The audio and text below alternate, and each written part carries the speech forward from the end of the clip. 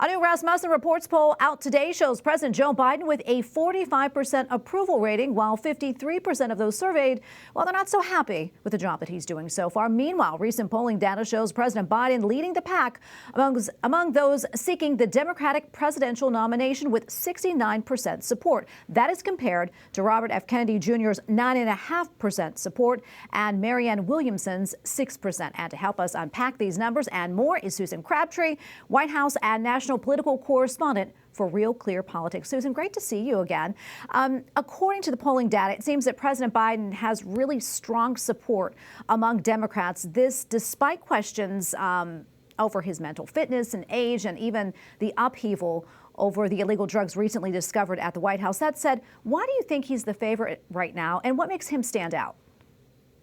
Well, you do really see this disconnect between what people and the American public, how they view the president. We have it at Real Clear Politics average has Biden's approval at 41%, 41.9%, and of disapproving, approving, and 53% disapproving. That's a little bit better, I think, that because the economy is doing a little bit better now in the last couple of weeks than the high of 57% of disapproving that Biden had in July.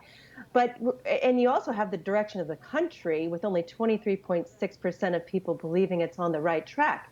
I think, normally the president, the party's president in power has a wide swath of support from his own party. So the fact that, Kennedy is getting any support whatsoever, 10% in a recent poll compared to Marianne Williamson's only 4%, shows that there is some slight questions about Joe Biden. He should have overwhelming support from his own party to be the nominee. So you have basically, he's the only choice that the Democrats have right now, although we know that Gavin Newsom is preparing, has his own political action committee, has been very active in red states criticizing Ron DeSantis and others, and the Republican policies. So we do know that Gavin Newsom is waiting in the wings, and it's only a matter of Biden's help whether he wants to jump in or not. Yeah, and Senator Joe Manchin, he has a lot of people talking after his trip to New Hampshire on Monday, where he spoke at a town hall event sponsored by a group raising money for a third-party candidate for the 2024 election. He did say that he wasn't there running for president, but many speculate that will be the case. Susan, what do you think? And if he does, how do you think that's going to impact the race? He likes to keep his options open, doesn't he? Joe Manchin likes to be the center of attention, and he likes to keep his options open, but he's also very likable.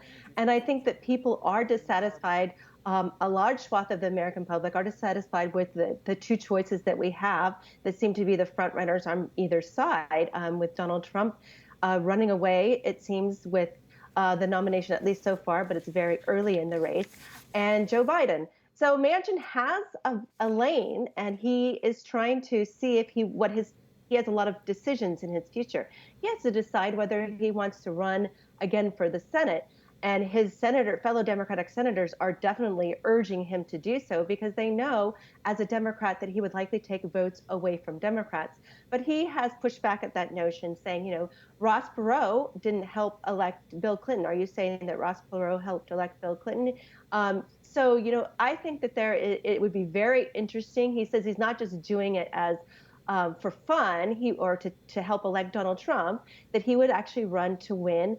And as someone who is very, very popular in his state, he did only squeak by his last election, but he remains very popular, and he has $10 million war chest that he's building for a possible Senate, or he could shift that very easily to a presidential race. So I think he is the big wild card in the 2024 race right now. Yeah, we'll see what happens. And you mentioned former President Donald Trump. He announced, as we mentioned, he is facing new federal charges, and he also received a letter from the Justice Department into the investigation into overturning the 2020 presidential election. Susan, what more do we know about this? And also, do you think this will impact his bid for the White House?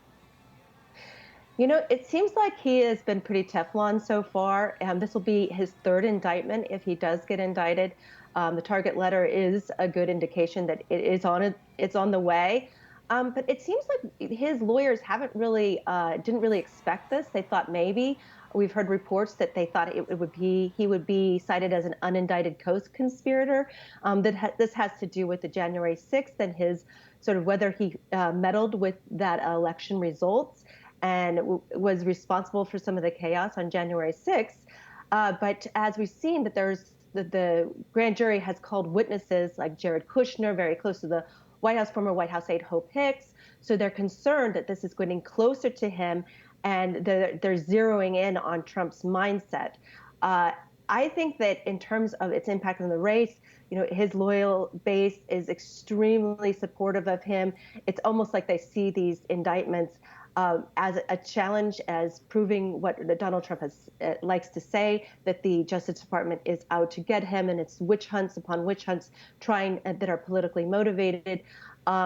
But his fellow challengers for the nomination, or competitors for the nomination, Ron DeSantis, and other people like Nikki Haley are beginning to be a little more critical about his handling of January 6th in the wake of this target letter. You had DeSantis saying that he really should have handled things better. He should have come out earlier and said to stand down for the Capitol rioters to stand down. But he doesn't think he should be prosecuted over it. Nikki Haley was a little stronger in her words about it. So you see the challengers are desperately trying to make inroads, but DeSantis is having a difficult time and really making it a competitive race so far. There is a long time in this race ahead. We have months and months and months, and certainly the debate in August will be a really big time. Trump has said that he is not going to participate in that debate, so Ron DeSantis could really shine, and you have others that are trying to Tim Scott, who are really trying to get some momentum to their campaigns, and Nikki Haley, and this will give them a good opportunity on that debate stage in August if Trump isn't there. And it should be interesting to see how this all shakes out. Susan, great to be with you. Thank you so much for your insights.